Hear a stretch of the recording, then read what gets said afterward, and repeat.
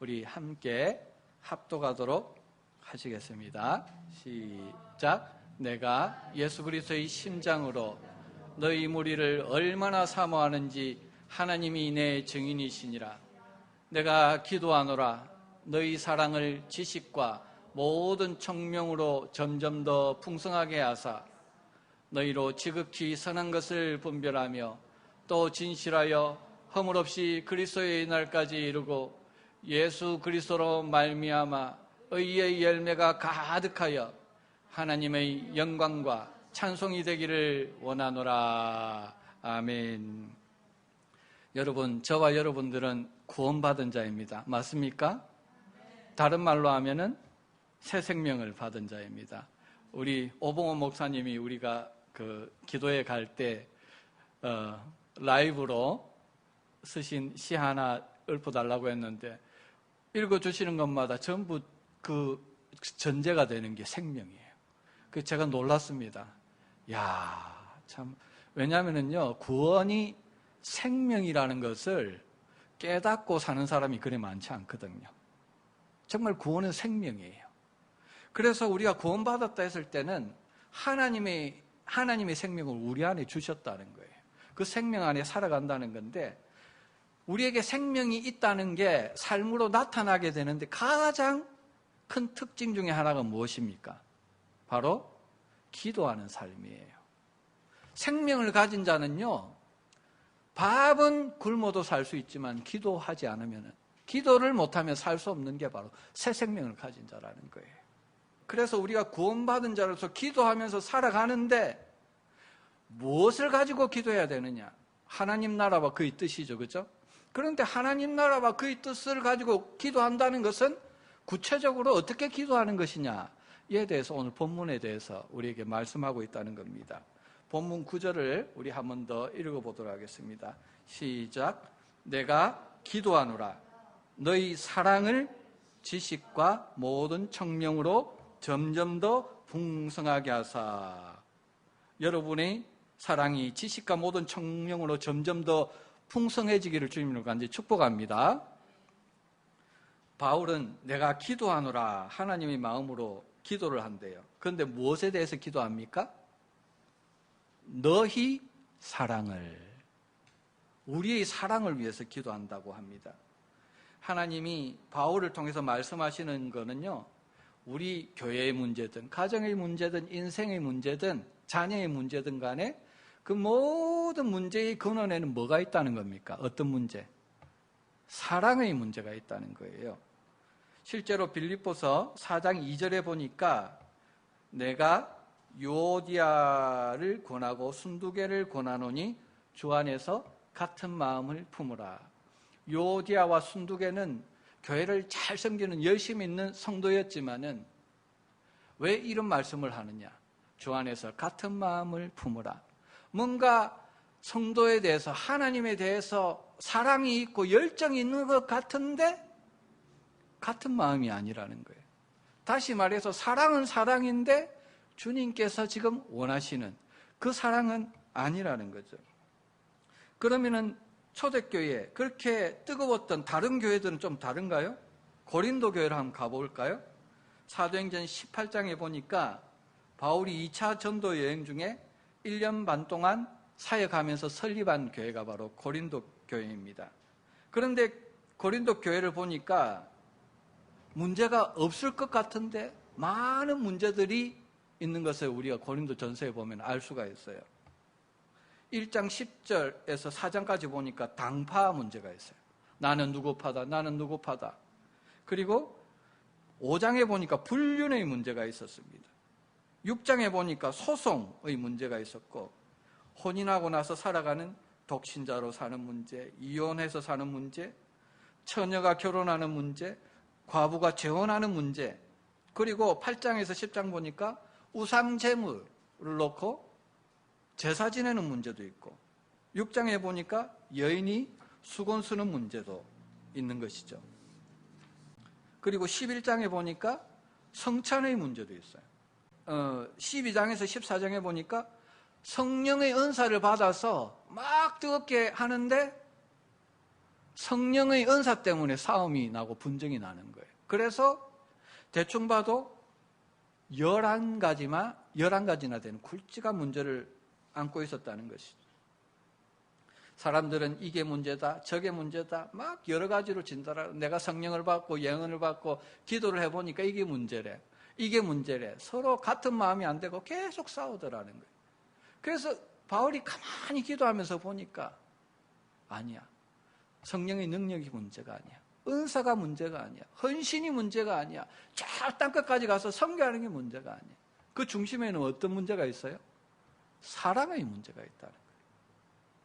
그래서 고린도전서 13장에 어떻게 합니까? 사랑은 언제나 오래 참고, 사랑은 언제나 온유하며, 사랑은 시기하지 않으며 진리와 함께 기뻐하네. 저도 고린도 교회 성도 같아. 구절구절마다 다 찔려요. 특히 성내고 하는 거. 하나님의 사랑으로 일한다 하지만 누구 사랑으로 일해요? 내 속에 있는 내 사랑으로 일한다는 거죠. 그런 문제가 있었다는 거죠. 여러분, 빌립보 교회 아시죠? 사도 바울이 그 많은 교회가 있었지만 그래도 개인적으로 정말 친밀했고 사랑했고 아꼈고, 여러분 마음속에도 그런 교회, 모교회, 그런 성도들이 있죠. 공동체 있죠. 생각만 해도 그냥 간절한 기도가 나오는. 그래서 오늘 그 교회를 향해서 사도 바울이 기도를 하는데, 어떤 기도를 합니까? 3가지를 기도하는데, 근데 사실은 한 가지 기도라는 거예요. 그 빌립보 성도들의 사랑을 위해서 지금 기도하는 거예요. 제발 하나님, 다른 것보다도 이것 하나만, 사랑을 좀 풍성하게 해주십시오. 이 사랑, 주님의 사랑 알게 해주십시오. 기도하고 있다는 거예요. 그런데 어떤 사랑을 위해서 기도하느냐? 본문 9절로 10절 상반절까지 뭐라고 합니까? 내가 기도하노라 너희 사랑을 무엇과 무엇으로? 지식과 모든 총명으로 점점 더 풍성하게 하사 너희로 지극히 사는 것을 분별하며 이런 사랑 되게 해주십시오. 기도합니다.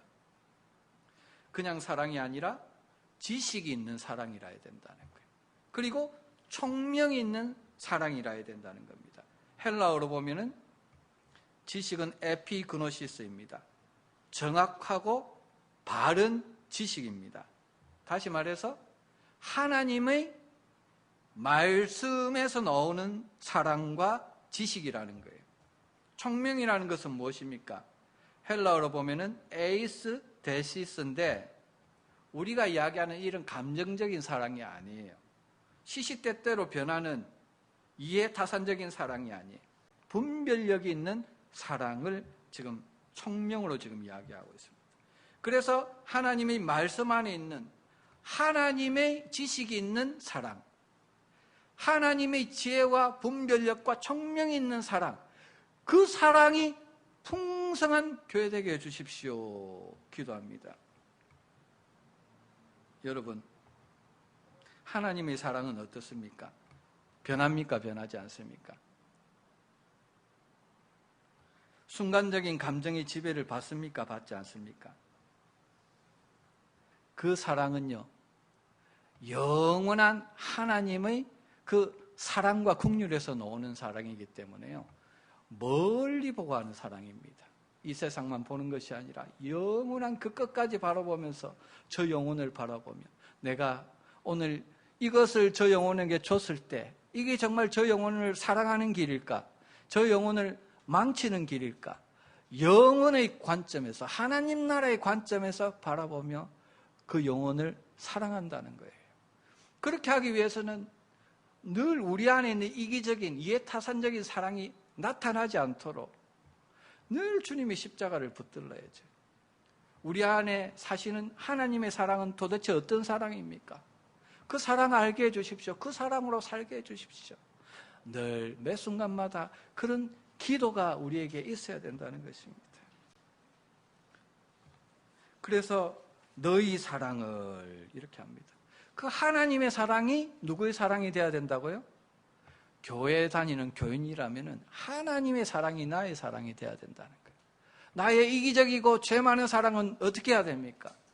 예수님이 죽으신 저 십자가에 날마다 못 박는 삶을 살 때에 비로소 나의 사랑이 아니라, 저 영혼을 죽이고 분쟁을 일으키는 사랑이 아니라 영혼을 살리고 화평케 하는 하나님의 사랑이 흘러나오게 된다는 거예요. 사도 바울이 이야기하는 것은 바로 이겁니다. 십자가 앞에서 죄 많은 사랑을 못 박는 삶을 살게 해주십시오. 그리고 하나님의 사랑, 그 성품을 닮아서 드러내는 삶을 살게 해주십시오. 오늘 우리의 문제가 뭡니까? 내 안에 사랑이 없어서가 아니에요. 오늘 우리 삶의 문제가 뭡니까? 우리의 기도가 없어서가 아니라는 거예요. 기도의 내용이 문제가 있고 우리 사랑이 문제가 있어서 그렇다는 거예요. 그것을 말씀 가운데, 성령의 임재 가운데, 기도 가운데 보게 하시고 십자가를 붙드는 저와 여러분들이 돼야 될 것입니다. 그러면은요, 두 번째로 10절 하반절에 보니까 또 진실하여 허물 없이 그리스도의 날까지 이루고, 둘째는 뭡니까? 어떤 사랑? 진실한 사랑. 그리고 허물 없는 사랑입니다.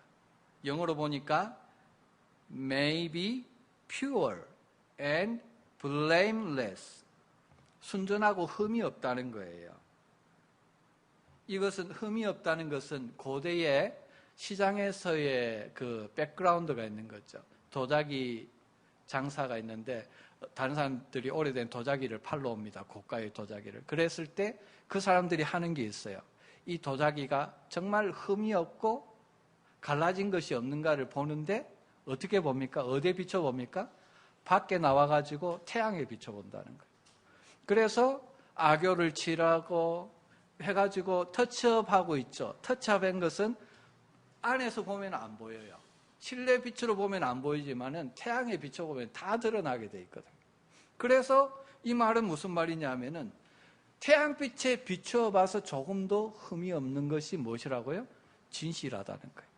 오늘 우리가 사도 바울이 이야기하는 것은 의의 태양이신 성령의 빛 가운데, 말씀의 빛 가운데 비쳤을 때에 이 성도가 정말 진실하고 허물이 없는 그런 성도가 되게 해주십시오.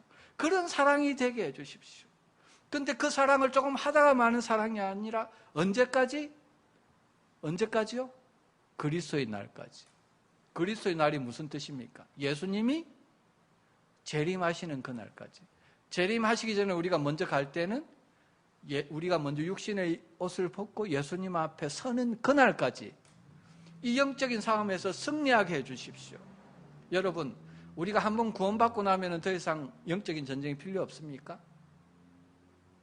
날마다 피 흘리기까지 싸워야 되는, 어두운 영과 싸워야 되는, 우리 죄성과 싸워야 되는 우리에겐 영적 전쟁이 있다는 거예요. 그래서 사도 바울은 정말 너희 안에 새 생명이 있느냐? 있는 자는 하나님의 사랑을 갈구하며, 그리고 그 사랑이 어떻게? 나의 사랑이 될 수 있도록 날마다 기도하며 내 속에 있는 흠을 십자가에 못 박으며 오늘도 진실하게 흠없게 하나님 앞에 서는 코람데오의 삶을 살게 된다는 겁니다. 이 성도가, 많은 성도는 안 될지 몰라도 적어도 이 성도만큼은 하나님 앞에 그렇게 흠없는 참 신부의 성도가 될 수 있게 해주십시오. 사도 바울이 기도합니다. 오늘 제가 그렇게 기도합니다. 여러분들을 위해서. 정말 이 사랑, 진실하고 허물 없이 그리스도 앞에 서고 그리스도의 재림의 날까지 하나님 나라와 의를 위해서 이 사랑을 품고 살아가기를 원하는 그 사람에게 하나님의 주목과 관심이 있다는 거예요. 그 사람을 통해서 또 다른 이런 영혼들을 구원하시기를 원하신다는 것입니다. 여러분, 빌립보서 1장 6절에 보니까 뭐라고 사도 바울은 이야기합니까? 너희 안에서 착한 일을 시작하신 이가 그리스도 예수의 날까지 이루실 줄을 우리가 확신하노라. 너희 안에 착한 일이라는 것은 구원이에요. 구원의 일을 시작하신 이가 왜 예수 그리스도의 날까지 이루시기를 사도 바울이 강력하게 구하라고 내가 확신한다 영적 전쟁을 싸워라 독려하고 할까요? 자기 사랑으로 자기 열심으로 종교적으로 살아가는 성도들이 빌립보 교회도 있었다는 거예요. 그걸로는 안 된다는 거예요. 그건 새 생명을 받은 거듭난 자의 삶이 아니라는 거예요. 그 하나님의 빛, 말씀의 빛, 성령의 빛 가운데 비춰보고 정말 내가 종교인인지 정말 하나님의 새 생명을 가진 자인지 비춰보고 그 심판의 날이 이르기 전에 은혜의 때, 복음의 때에 내 안을 스캔을 해서 예수 그리스도의 의로우는 그 거룩을 덧입어야 된다. 그렇게 하나님 앞에 서야 된다. 사도 바울에게는 간절한 그런 기도의 제목이 있었다는 겁니다. 고린도후서 4장 10절, 11절에 뭐라고 그럽니까? 이 말씀 정말 중요한 말씀입니다. 한번 읽어보겠습니다. 시작. 우리가 항상 예수의 죽음을 몸에 짊어짐은 예수의 생명이 또한 우리 몸에 나타나게 하려 함이라. 우리 살아있는 자가 항상 예수를 위하여 죽음에 넘겨짐은 예수의 생명이 또한 우리 죽을 육체에 나타나게 하려 함이니라. 할렐루야. 여기서 우리라는 것은 구원받은 자, 교회를 뜻합니다. 우리라는 사람은 어떤 사람이냐? 어떤 삶을 살아가는 사람이냐? 항상 어떻게 한다고요? 예수의 죽음을 어디에 짊어진다? 나의 몸에 짊어진다. 이거는 능동태예요. 내가 짊어지는 거예요. 내가 기꺼이 짊어지는 삶을 사는 거예요. 왜? 우리 몸에 뭘 나타내게 하려고? 예수님의 생명이 나타나게 하려고. 다른 말로 해서 항상 내가 예수와 함께 연합되었습니다. 예수와 함께 죽었습니다. 말로만 하고 몸에 예수님의 죽음을 짊어지는 삶을 살지 않으면 우리 몸에 예수님의 생명이 나타납니까? 나타나지 않습니까? 현재 진행형이라는 거예요. 생명은 살아있는 거라는 거예요. 오늘 살아가는 거라는 거예요. 내 안에 생명이 있다면 늘 예수의 죽음을 내 몸에 짊어지고 예수의 생명이 우리 몸에 나타나도록 기도하고 간구하고 영적 전쟁을 하게 된다는 거예요.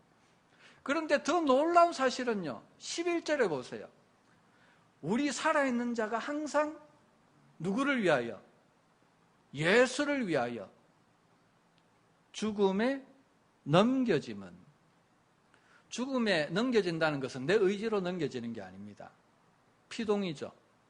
하나님께서 우리 안에 오셔서 구원을 이루어 가시는 그 일을 하시는데 우리 안에서 어떤 일을 하신다는 겁니까? 우리를 어떻게 한다? 넘기는데 어디에? 우리를 죽음에 넘기신다는 거예요. 왜 하나님께서 우리를 자꾸 예수 그리스도의 죽음에 넘기게 할까요? 십자가, 죄를 드러나서 자꾸 십자가에 못 박게 할까요? 우리 죄를 드러내고 연약함을 드러내서 우리를 책망하실까요?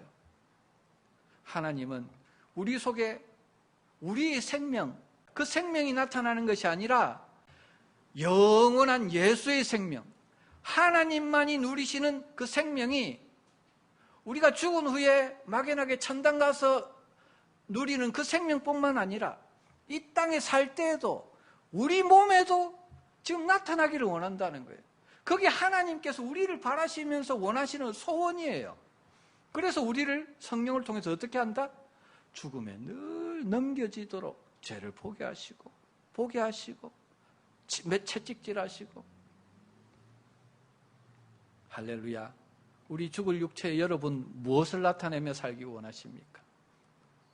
잠시 있으면은 여기 이제 산 날보다 살아갈 날이 더 작잖아요. 여기 계신 분들은 대체로 다. 이제 얼마 안 남은 이 죽을 몸에, 죽을 육체에 여러분들은 그 나날 동안 무엇을 나타내며 남기고 주님 앞에 서기를 원하십니까? 하나님의 우리를 향한 뜻은 우리에게서 예수의 생명이 나타나기를 원합니다. 예수의 생명이 나타나야 우리 안에 영적인 행복이 와요. 물질의 지배를 받지 않아요. 저 이런 영혼 저 어떻게 하지? 내 힘으로 돼요? 끌고 데려놓는다고 됩니까? 안 됩니까? 내 안에 계시는 예수 생명이 나타나고 능력이 나타나지 않으면 우리는 할 수 있는 게 아무것도 없어요. 말씀을 통해 깨달은 건 말씀 선포했을 때, 예수 이름을 선포했을 때 나의 능력이 나가는 것이 아니라 그 말씀을 따라 하나님의 능력, 생명이 나가기 때문에 그 영혼이 변화되고 하나님께 돌아오는데, 하나님께서 우리를 생명의 도구로 쓸 수 있는 방법이 있는데 그 방법이 무엇이냐? 한 가지밖에 없다는 거예요. 영적 전쟁. 사도 바울이 고린도전서 사랑을 이야기했는데도 그래도 안 되니까 나중에 다시 고린도후서를 적었는데요. 그때 이 이야기를 하는 거예요. 예수의 생명 이야기를 하는 거예요. 너희 몸에서, 교회에서 뭐가 나타나야 된다? 예수의 생명이 나타나야 되는데 왜 안 되느냐? 예수와 함께 죽는 그 믿음이 없다는 거예요. 연합하는 믿음이 없다는 거예요. 그러니까 당파가 계속 생기고 열심 문제 때문에, 그렇죠? 은사 문제 때문에 계속 싸우는 거야. 네가 죽지 않아서 그래. 네가 죽어야 예수님께서 안에서 일하셔, 나타내셔. 다시 말해서 내적인 예수님의 생명을 가진 자라면 외적으로 뭐가 나타납니까?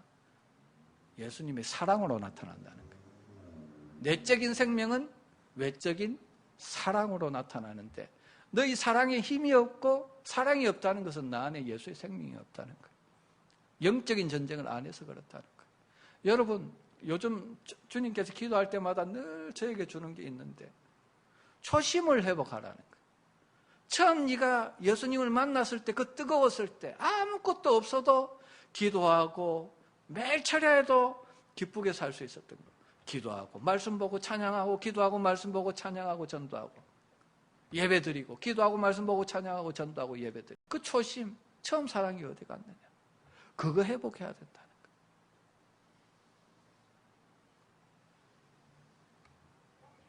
다시 본문으로 돌아갔어요. 정리하자면은 바울은 우리에게 사랑이 있기를 원하는데 그 사랑은 풍성한 사랑이에요. 작은 사랑이 아니라 풍성한 사랑. 왜? 하나님의 사랑이기 때문에. 넘치는 사랑.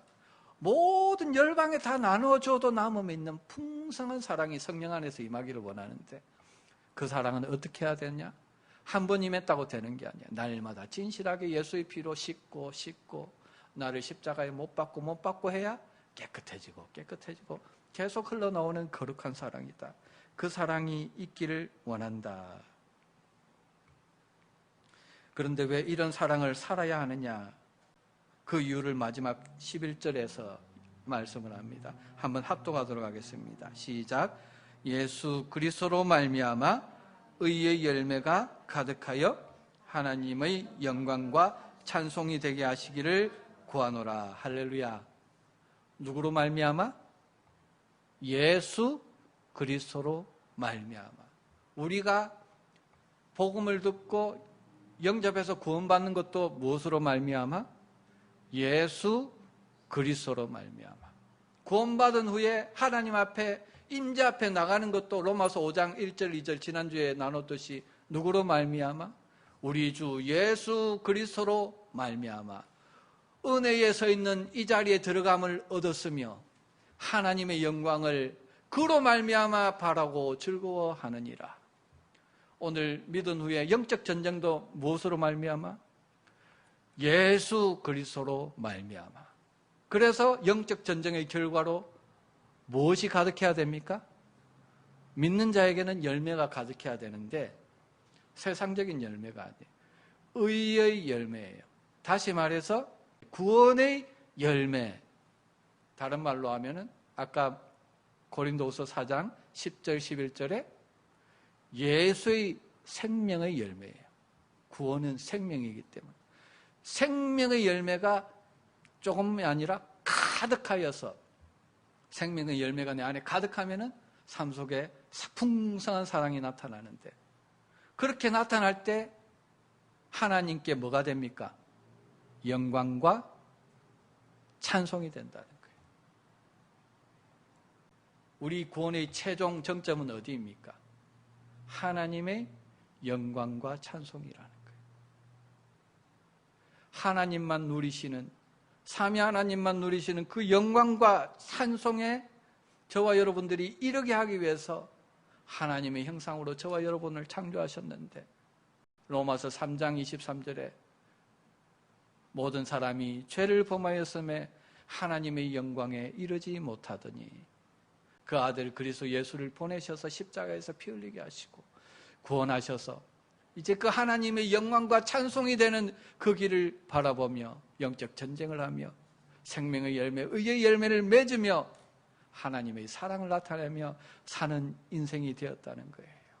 여러분, 여기까지 한번 나가보시지 않겠습니까?